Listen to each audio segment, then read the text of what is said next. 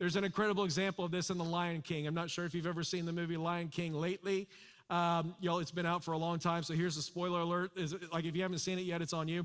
And so anyway, there's a great example of this in the movie. If you're not familiar, kind of three main characters. You've got Mufasa, who's dad lion. You've got his evil uncle, Scar, trying to take over the throne. Then you've got young Simba, who becomes the Lion King. Anyone remember how Scar tries to take out Simba? He begins with encouragement.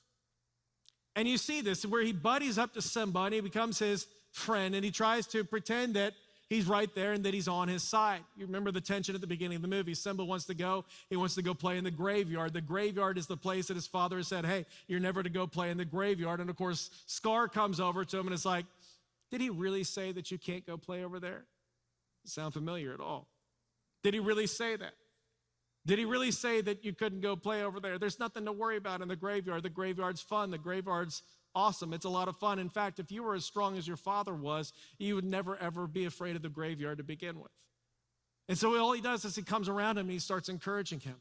And of course, he goes off and Simba starts playing in the graveyard and Scar goes over and starts telling Mufasa what's going on. Hey, Simba's over there playing in the graveyard. You better go get him. Mufasa gets up and he goes to go find young Simba playing in the graveyard, and he goes out there, and this is when Scar comes around and he tricks him, and there's a stampede, and he has Mufasa killed there.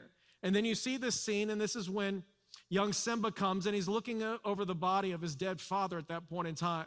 And Scar comes alongside, and what began with encouragement, you see him come around a young Simba, and all of a sudden he becomes the voice of accusation. What in the world have you done? Look what you've done to your father. He came looking for you.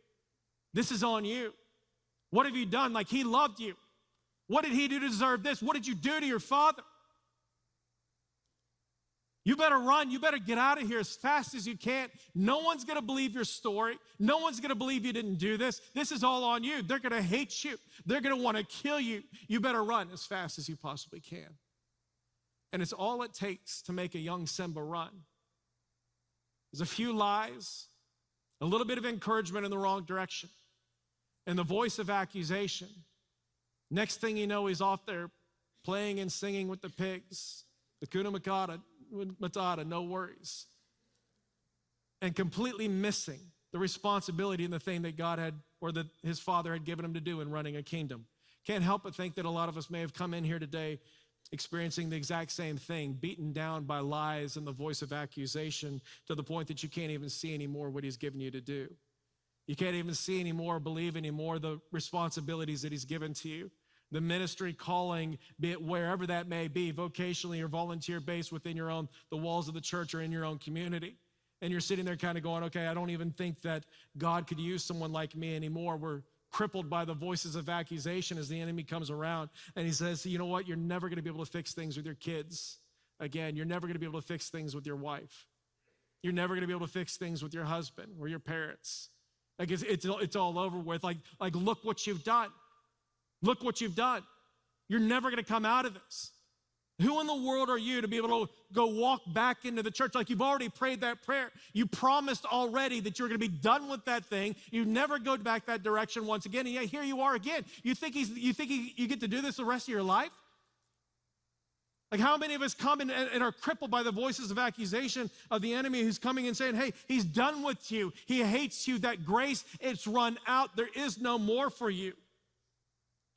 And Paul's sitting here going, hey, don't be naive to the battle that you're actually in. Don't be naive to the war that's going on around you every single day, that it's not just a battle against flesh and blood. It's not just the thing that is presenting right in front of your face, that there is a very real and tangible enemy who prowls around like a roaring lion seeking to devour those who are in his path. And there's a very real spiritual battle that's taking place. Paul's going, don't be naive. You have to be ready for it, and you have to know how you can stand up and fight.